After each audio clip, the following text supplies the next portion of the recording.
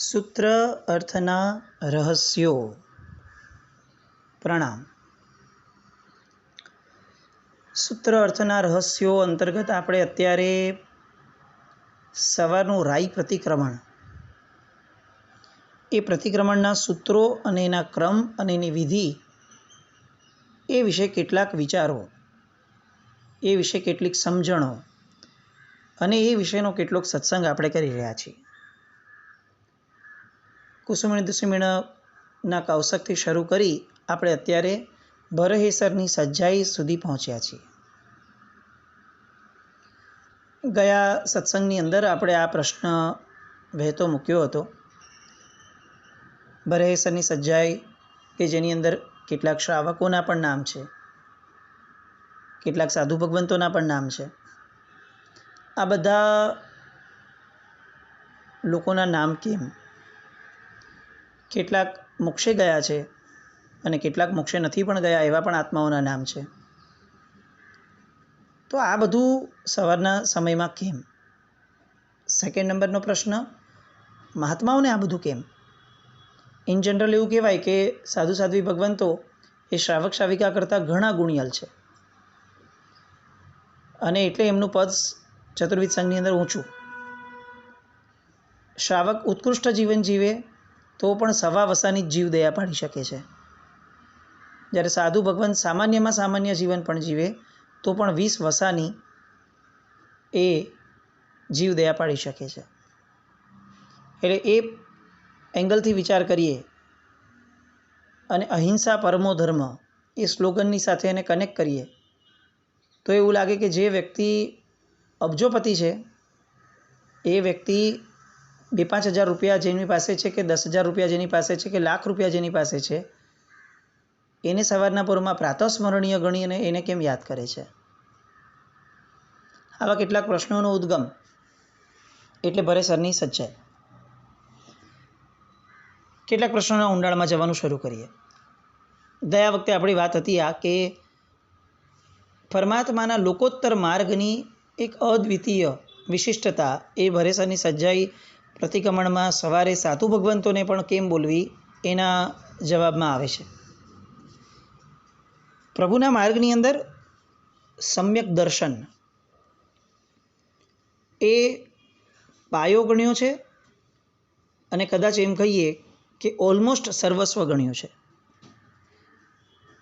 સમ્યક જ્ઞાન એ પણ સમ્યક દર્શનના પાયાવાળું હોય તો એને ઇષ્ટ ગણ્યું છે, એને સમ્યક ગણ્યું છે. ચારિત્ર એ પણ સમ્યક દર્શનના પાયા ઉપર હોય તો એને ઇષ્ટ ગણ્યું છે, સમ્યક ગણ્યું છે. એટલે મૂળમાં સમજણની ક્લેરિટીને મોક્ષ માર્ગની શરૂઆત કીધી છે. હવે સમ્યક દર્શનના અનેક લક્ષણોમાંનું એક બહુ જ પ્રાઇમ લક્ષણ છે કે સમકીતી જીવ ગુણાનુરાગી હોય. પ્રાઇમ લક્ષણ. સમકીતી જીવ જો કોઈના અવગુણ જોતો હોય તો તમારે કે મારે આપણે એવું વિચારવું પડે કે અત્યારના એના આ પર્યાયની અંદર સમ્યક દર્શનની હાજરી નહીં હોય. કારણ કે સમ્યક દર્શનની હાજરી હોય તો અવગુણ ક્યાંય દેખાય જ નહીં. એને દરેક આત્મા પોતાના તુલ્ય દેખાય છે. હું શુદ્ધ આત્મા છું, ઓલો પણ શુદ્ધ આત્મા છે. હવે અવગુણનો કંઈ પ્રશ્ન જ નથી. અવગુણ એ તો પર્યાય છે, પર્યાય તો ક્ષણિક છે, તો એનું આટલું બધું મહત્ત્વ કેમ આપવાનું? આવી એક સમજૂતી એમનામાં છે. જેટલા આત્માઓના નામ ભરેસરની સજ્જાઈમાં લખ્યા છે, આ બધા આત્માઓ એ ગુણોના ભંડાર હતા. એમના જીવનમાં એક એક મહાપુરુષો, મહાસતીજીઓને આપણે સાંભળીએ તો એવું લાગે કે કેટલા ગુણો એમણે કેળવ્યા હતા અને વિકસાવેલા હતા. અને ગુણની સામે સાધુ ભગવંતોનો વેશ એ પણ બીજા ક્રમે આવે છે. લૌકિક ધર્મો એ વેશને જ સર્વસ્વ માને છે. વેશ પહેર્યા પછીથી જે પણ હોય, જેવું પણ હોય, એ બધું જ પૂજનીય છે. આપણે ત્યાં વેશ બહુ જ મહત્ત્વનો છે, પરંતુ એ વેશ ગુણ સાથેનો હોવો જોઈએ. એ સાથે સાથે સંલગ્ન વાત છે. આ કેમ આવી રીતે આપણે વિચારીએ? સપોઝ આપણે નેગેટિવ જઈએ કે જો ખરેખર આપણે ત્યાં ફક્ત વેશની કિંમત હોત તો સાધુપણું એ અવંધ્ય કારણ બતાવ્યું હોત યોગનું કે સાધુપણું લીધું છે, મોક્ષ જશો જ. પણ એવું તો છે નહીં. ઘણી બધી વાર એવું આવ્યું છે સાંભળવામાં કે મેરુ જેટલા ઓઘા આપણે લીધા છે. તો એનો અર્થ કે ક્યાંક તો કંઈક મિસિંગ ફેક્ટર હતું સાધુપણું આટલું નિજાતિચાર ચારિત્ર પાડ્યા છતાં પણ. સમ્યક ચારિત્ર એ જો સમ્યક દર્શનની હાજરી સાથેનું નથી તો એ મોક્ષનું કારણ, સદગતિનું કારણ બની શકે, મોક્ષનું કારણ બને કે નહીં એ પ્રશ્ન છે. એટલે તમે ચારિત્રધર છો તો પણ જેણે સમ્યક દર્શનને ઝળહળતું રાખ્યું છે એવાઓના ગુણગાન, એ વ્યક્તિ અને વ્યક્તિમાં રહેલા ગુણો, એ બંનેના ગુણગાન તમારે ગાવા પડે. અને આ એક બહુ જ ગજબના શાસનનો પોઈન્ટ આ બીજા કોઈ ધર્મોમાં નથી. બીજા તમામ ધર્મોની અંદર કૃષ્ણ એટલે કૃષ્ણ, રામ એટલે રામ, હનુમાન એટલે હનુમાન, એના સિવાયના એક પણ વ્યક્તિઓ એ ભગવાનની કેટેગરીમાં નથી આવતા એમની માટે. જ્યારે અહીંયા જે લોકોએ ગુણોનો ઉઘાડ કર્યો છે એ બધા એક કેટેગરીમાં આવ્યા. પછી એમાં મહાત્મા પણ છે અને શ્રાવકો પણ છે અને મહાસતીજીઓ પણ છે. સ્ત્રી પુરુષનો કોઈ ભેદ પરમાત્માના શાસનમાં ન હોઈ શકે. અહીંયા જેટલું મહત્ત્વ પુરુષને આપ્યું એટલું જ મહત્ત્વ સ્ત્રીઓને મહાસતીજીઓને પણ આપ્યું. મર્યાદા એ રીતની રાખી કે પહેલાં પુરુષો છે અને પછી સ્ત્રીઓ છે, પરંતુ સ્ત્રીઓ છે જ, એમનો છેદ ઉડાડવાની કોઈ વાત નથી આપણે ત્યાં. લોકોત્તર શાસન એટલે શું એ જ્યાં સુધી આપણે નહીં સમજીએ ત્યાં સુધી પરમાત્માનો ધર્મ આપણે પણ લૌકિક લોકોની જેમ, અન્ય ધર્મોવાળાની જેમ ચીલાચાલુ રીતે કરી અને ગુજરી જશું સંસારમાંથી. પણ લોકોત્તર શાસન મોક્ષ માર્ગ આપે છે. આપણે એક ભવની સદગતિ માટે પરમાત્માનું શાસન નથી પામ્યા, આપણે પરમગતિ માટે પામ્યા છીએ. એ જ્યાં સુધી આપણા લક્ષ્યમાં નહીં આવે ત્યાં સુધી ટૂંકી દ્રષ્ટિથી કામ કરશું. ચારિત્ર ધર્મનો અનન્ય બહુમાન કોઈ ના જ નથી, પરંતુ ગુણમય જીવનનું એના કરતાં પણ વિશેષ બહુમાન એ મોક્ષ માટેની પ્રાથમિક જરૂરિયાત. અને એટલે અહીંયા ચારિત્રધર મહાત્માઓને પણ બહુ જ સરસ રીતે આ ક્રમમાં જોડી દીધા કે આ ગુણિયલ આત્માઓને યાદ કરવાના સવારમાં, જેનાથી મહાત્માઓને પણ આ એક આલંબન રહે કે અહીંયા ગુણની વાત છે ભાઈ. આ શાસનની અંદર કંઈ બી કરવું છે તો ગુણમય જીવનની વાત છે. ગુણ તો ટકાવી રાખવા પડશે ભાઈ. અવગુણ સહિતનું ચારિત્ર જીવન મારું હશે તો એ મારી માટે પણ બહુ મુશ્કેલ અને દુષ્કર બનશે અને ભવિષ્ય માટે પણ દુષ્કર બનશે. આ સમજણ એમને પણ રહે અને શ્રાવકને પણ રહે. એ માટે ભરેસરની સચ્ચાઈને આટલી બધી સાધુ સાધ્વી ભગવંતોની સાથે મહાપુરુષોને, મહાસતીજીઓને પણ મૂકી દીધા.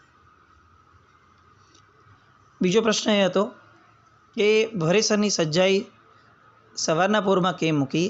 એ પણ આપણે ગઈકાલે જોયું, ગયા ઓલામાં સત્સંગમાં જોયું કે વહેલી સવારે આ સ્વાધ્યાય કરવાનો છે કે આ બધા આત્માઓ એમણે હું આત્મા છું એ આત્મસાત કર્યું હતું. એ આત્મસાત કરેલી સાધના અને સાધકો એ બંનેને યાદ કરતાં આખો દિવસ આપણો ગુણમય કાઢવાનો છે, એનું આલંબન રહે. મારે આખા દિવસમાં અવગુણ વધે એવું એક પણ કામ નથી કરવાનું, કારણ કે મેં આવા ગુણિયલ વ્યક્તિઓને યાદ કર્યા છે. આ બીજું કારણ. ત્રીજું કારણ, ઉત્તમ પુરુષોના ગુણ ગાઈએ તો ઉત્તમતા આવે. આટલી બધી વેરાયટી મહાપુરુષોને, મહાસતીજીઓની એટલા માટે રાખી કે એમાં દરેકમાં અલગ અલગ વિશિષ્ટ ગુણો હતા. આ તો આપણે લોકો છે ને પ્રતિક્રમણ 48 મિનિટમાં કરી લેવું આવો નિયમવાળા છીએ.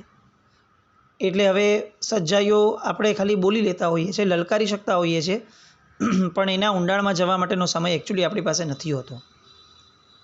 વિધિ માર્ગને ક્યાંક ને ક્યાંક આપણે છે થોડોક એ ટાઈમ બાઉન્ડ બનાવી દીધો છે. આટલું કરી લેવાનું ભાઈ. પછી હવે જો બહુ ઊંડાણમાં જવાનું થાય તો બહુ ઊંડાણમાં જવાના કારણે સમય જાય તો પછી પાછળની વિધિઓનું શું કરવાનું ભાઈ? આવો પ્રશ્ન અને આવો ભય રહેવાના કારણે આપણે વિધિઓના ઊંડાણમાં જઈ જ નથી શકતા. ભરેસરની સજ્જાએ એક એક મહાપુરુષના ઊંડાણમાં જઈએ તો એક એક મહાપુરુષ એક એક ગુણ આપે. આપણે ત્યાં આપણે અનેક મહાપુરુષોના ધર્મકથાની અંદર ચરિત્રો લીધા હતા. એ ધર્મકથાના ચરિત્રોની અંદર બુદ્ધિસાગર મહારાજ સાહેબના ગુરુ ભગવંત એમની પરંપરામાં એક આ વાત આવી હતી કે એમને સવારનું પ્રતિક્રમણ કરતાં 2.5 થી 3 કલાક મિનિમમ થતા હતા. એમને જે પંડિતજી ભણાવતા હતા એ પંડિતજીને પણ 3 થી 3.5 કલાક સવારનું પ્રતિક્રમણ કરતા થતા હતા. મહાપુરુષોનું ચરિત્ર એક એક નજર સામે આવે, રૂવાડું ઊભું થાય. ભરહેસર, બાહુબલી, આ 2 શબ્દોમાં આપણે અટકી જઈએ તો એ ભરહેસર અને બાહુબલી એ બંને માટેનો યોગ્ય બહુમાન પણ છે. પણ સડસડાટ ગાડી ઉપાડી દઈએ અને પછી એને સજ્જાઈ કહી દઈએ આપણે, એ કેવી રીતે ચાલે? જેનું પુનરાવર્તન જ નથી કર્યું એને સ્વાધ્યાય કઈ રીતે કહેવાશે? અને જે સ્વાધ્યાય નથી તો એનો આદેશ કેવી રીતે માંગ્યો? સજ્જાઈ સંધિસાઉં, સજ્જાઈ કરું, આવું પૂછ્યું અને પછી સ્વાધ્યાય તો કરી જ નહીં, સ્વાધ્યાય કર્યો જ નહીં, ફક્ત સૂત્ર બોલ્યા. એટલે ક્યાંક આવું પણ થવું જોઈએ. અગ્રીડ કે આવું રોજ શક્ય નથી બનતું, પણ તો જ્યારે પ્રતિક્રમણ કરીએ ત્યારે વારા કાઢીએ કે ભાઈ આજે આ સૂત્રને શાંતિથી માણવું છે, પછી ભલે બાકીનાને થોડુંક સ્પીડમાં લઈ લેશું. 48 મિનિટનો ટાઈમ બાઉન્ડ છે. આજે કદાચ 1 કલાક ફાવે છે તો 1 કલાક સુધી ખેંચી લઈએ, નથી ફાવતું કશો વાંધો નહીં. આજે એક સૂત્રને જરા વધારે શાંતિથી માણવું છે, પછી બાકીના સૂત્રને થોડું રેગ્યુલર રૂટીનમાં લઈ લઈશું સ્પીડમાં. પણ આ ભરેસરની સજ્જાઈ લેવાનું કારણ આ કે આખો મોક્ષ માર્ગ ગુણ પર આધાર રાખે છે. સાધર્મિક એ આટલો બધો ભગવાનની ભક્તિને સાધર્મિક ભક્તિની સાથે ત્રાજવામાં મૂકી કે એક બાજુ સાધર્મિક ભક્તિ અને એક બાજુ આખા ને આખા પરમાત્માના શાસનની બધી આરાધનાઓ. સાધર્મિકનું આટલું બધું મહત્ત્વ કેમ? કારણ કે સાધર્મિકની અંદર ગુણોનો વિકાસ બીજા અન્ય તમામ જીવો કરતાં વિશેષ છે. એ પંચેન્દ્રિયપણામાં પણ પરમાત્માનું શાસન પામ્યો, આર્ય દેશ પામ્યો, સમ્યક દર્શન પામ્યો અને સમ્યક દર્શનને આધારે ક્રિયાઓ કરે છે. આવું માની અને સાધર્મિકને ભગવાન તુલ્ય ગણવાની વાત આખી અહીંયા મૂકી દીધી. તો આવા સાધર્મિક જે છે, જે મહાપુરુષોને મહાસતીજીઓ, એમના ચરિત્રોને નજર સમક્ષ લાવવા બહુ આવશ્યક છે. આજે એવો ભાવ થાય છે કે આપણે આજથી શરૂ કરીએ અને બહુ શોર્ટમાં ભલે પણ એક મહાપુરુષને ઓળખીએ તો ખરા સામાન્યથી. ભરહેસર બાહુબલી. ભરહેસર એટલે ભરત મહારાજા. નામથી આપણે બધા જ પરિચિત છીએ. આજે જેટલા પણ વેદ ઉપનિષદ વગેરે મળે છે, આ બધા વેદ ઉપનિષદ વગેરે બધાના મૂળમાં જો કોઈ હોય તો ભરત મહારાજા છે. આજે બ્રાહ્મણ નામનો જે આપણને આખો અલગ વર્ણ મળે છે, એવું કહેવાય છે કે ભરત મહારાજા જ્યારે એટલા બધા પ્રખર સમકીતી હતા, એમની એટલી બધી ચિંતા હતી કે મારામાં એક નાનકડો લેશ માત્ર પણ દોષ ન આવે, એટલા માટે ભરત મહારાજાએ પોતાની સભાની અંદર રાજ્યસભામાં ચક્રવર્તી છે એટલે ચક્રવર્તીપણું ભોગવે છે, પ્રથમ ચક્રવર્તી છે એટલે લોકોને ખબર જ નથી કે આ ચક્રવર્તીપણું શું હોય. એવા સમયે રાજ્યની અંદર કેટલી બધી ગેરરીતિઓ થતી હોય, કારણ કે તંત્ર માંડ સેટ થયું છે હજી.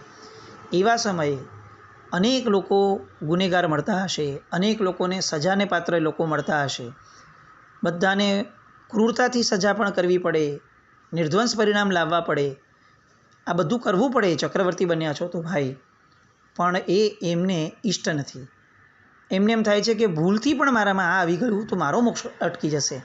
અને એટલા માટે એમણે સભાની અંદર કેટલાક માણસો રાખ્યા હતા કે જે સતત જેમનું એક જ કામ, એમને પગાર ચૂકવાતો હતો એક જ વસ્તુનો કે તમારે ત્યાં જઈને બોલવાનું માહણ માહણ, ભરત માહણ.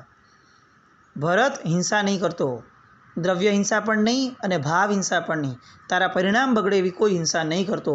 આવું સતત બોલવાનું કાર્ય એ લોકોને સોંપેલું પગાર આપીને. આપણા જીવનમાં આવું કોણ છે એ આપણે નક્કી કરવું પડે. કોઈ વ્યક્તિ એવો રાખ્યો છે કે જે સતત આપણને, અથવા જ્યારે પણ આપણે નબળી દિશામાં હોઈએ ત્યારે સતત આપણને આ કહેતો રહે માહણ માહણ, હિંસા નહીં કરતો. અને આ માહણ માહણ બોલતી પ્રજા, એને વેદ ઉપનિષદ જે અત્યારે જે બધું આ આવ્યું છે એ આખા આપણા પરમાત્માના શાસ્ત્રો, એ આખા શાસ્ત્રો, અને એમાં પણ ભરત મહારાજા માટે એવું કહેવાય છે કે આત્મ સ્વરૂપની અંદરની ભરત મહારાજાની લીનતા એ અપ્રતિમ હતી, અપ્રતિમ. મનમાં હી વૈરાગી, ભરતજી મનમાં હી વૈરાગી, સદાકાળ વૈરાગી જીવ તરીકે. સૌથી પહેલાં ભરત મહારાજાને કેમ ભરેસર બાહુબલીની સજ્જાઈમાં સૌથી પહેલાં એમને યાદ કર્યા? કારણ કે આખી આ અવસરપીણી કાળની અંદર પરમ વૈરાગી તરીકે જો કોઈ વ્યક્તિ એસ્ટાબ્લિશ થયું છે શાસ્ત્રકાર ભગવંતોની દ્રષ્ટિએ પણ, તો પણ એ ભરત મહારાજા છે. અને એટલે સૌથી પહેલાં સમ્યક દર્શનની પ્રાપ્તિ માટે પ્રખર સમ્યક્ત્વ જેમનું ઝળહળતું હતું એવા વ્યક્તિને યાદ કર્યા. ભરત મહારાજા. અને એટલે ભરેસર બાહુબલીમાં સૌથી પહેલું આ ભરતેશ્વર. અને એ ભરતેશ્વરજી આરીસા ભુવનમાં બેઠા હતા. આપણે પ્રસંગ ખબર છે. વીંટી નીકળી ગઈ. વીંટી નીકળતા હાથ જોયો, આંગળી જોઈ, અને એવું લાગ્યું કે આ આંગળીની શોભા વીંટીથી હતી. હવે આંગળી કેવી ફિક્કી લાગે છે. પણ પછી વીંટીને જોઈ તો નીચે પડેલી વીંટીને જોતાં એવું લાગ્યું કે આ વીંટીની શું કિંમત છે. આ નીચે પડેલી વીંટી એ તો સાવ બેરંગી લાગે છે.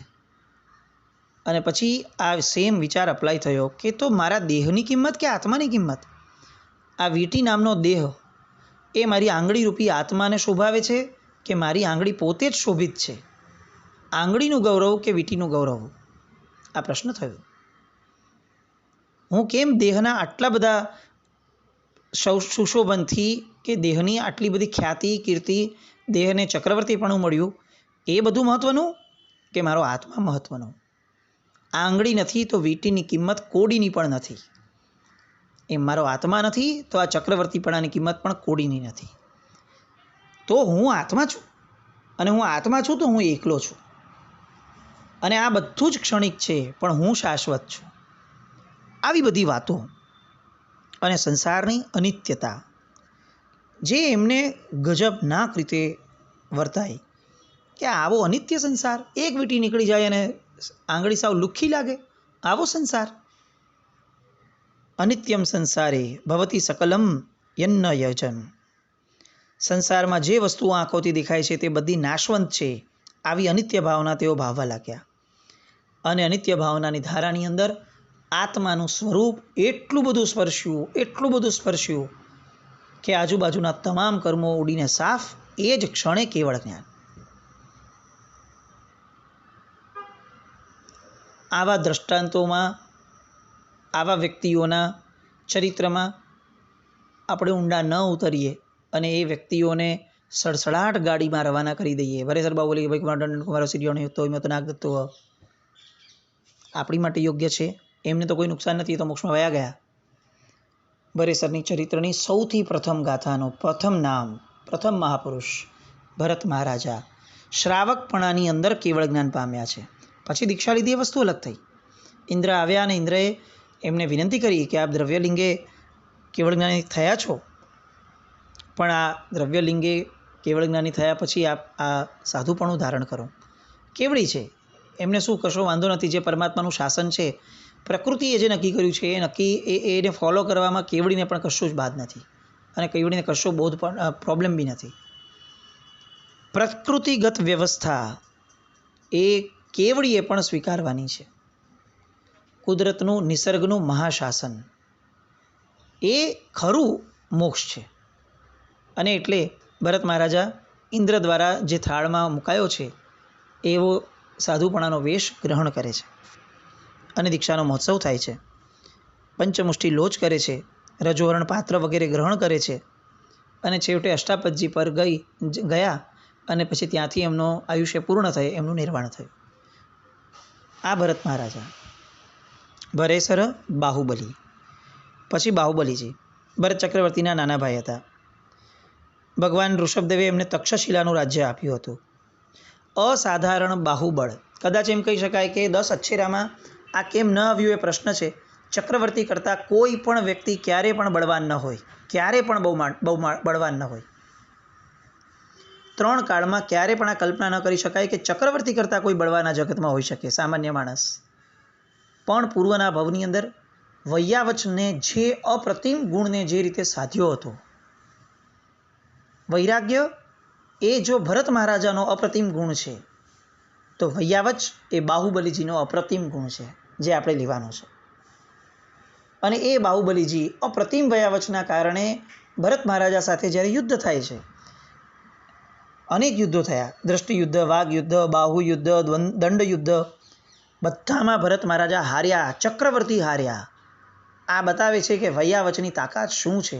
એક પૂર્વ ભવનો એક જ ભવ અને વયાવચ જે એમણે કરી, અને ચક્રવર્તીને હરાવવા જેટલું અતુલ્ય બળ એ એમનામાં બાહુબલીજીમાં આવ્યું. છેવટે ભરતે મુઠ્ઠી મારી, ખોટું કર્યું. ઇન્દ્ર વગેરે જે લોકો આખા દેવલોકના દેવો આકાશની અંદર જોવા માટે આવી ગયેલા. લોકો બહુ ગંભીરપણે વિચારણા કરતા હતા કે આ શું થઈ રહ્યું છે. ચક્રવર્તીની હારે આ રીતે જો જીતી જશે તો કુદરતનો ક્રમનું શું થશે, પ્રકૃતિની વ્યવસ્થાનું શું થશે, બધાને ચિંતા હતી. અને ભરત મહારાજાએ અચાનક જ યુદ્ધ પત્યા પછીથી, બધામાં હાર્યા પછીથી પોતાની હાર સહન ન થઈ અને મુઠ્ઠી ઉગામી અને બાહુબલીજીને મારી. આ યુદ્ધની અંદર એક પ્રકારની ચીટિંગ હતી.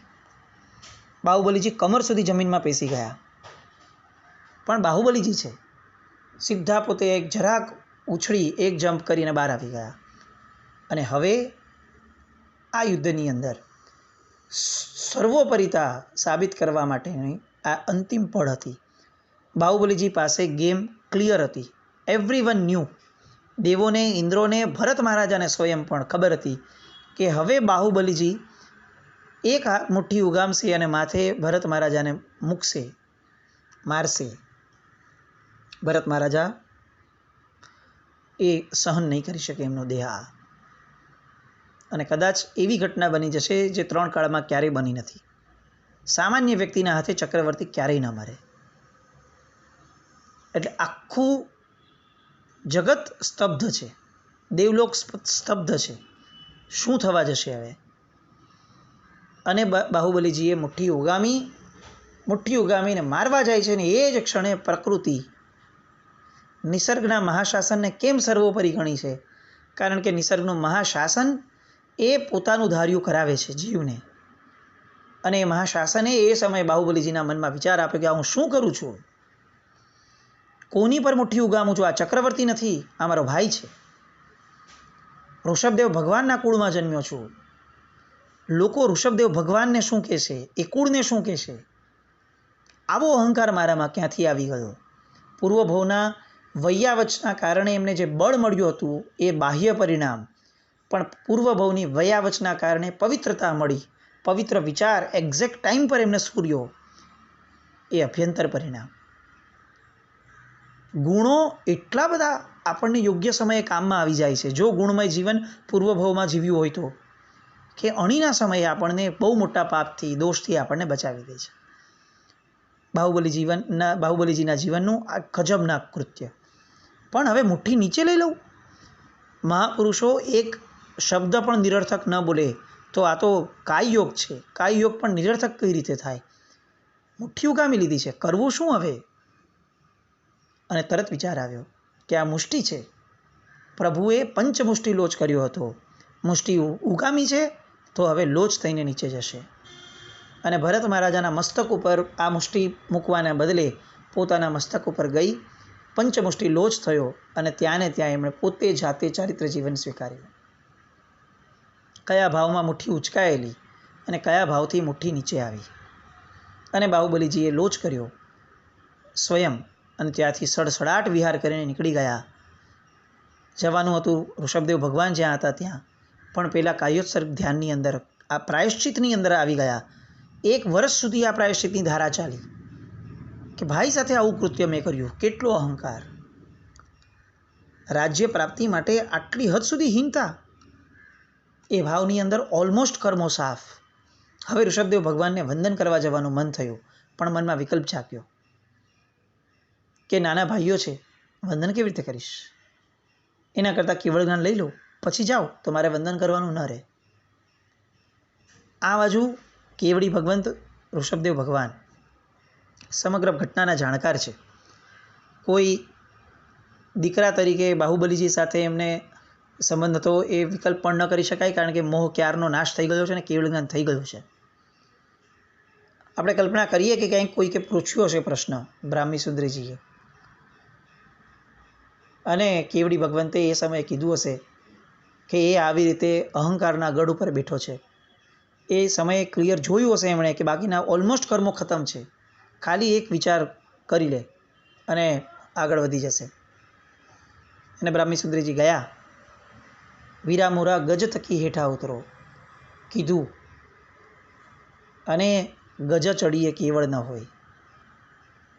બાહુબલીજી અંદર વિચાર કરે છે, આ અવાજ મેં સાંભળેલો છે, અચ્છા આ બ્રાહ્મી સુંદરીજીનો છે, પણ આ શું બોલે છે? વીરા મોરા ગજ થકી હેઠા ઉતરો, હું તો જમીન પર ઊભો છું.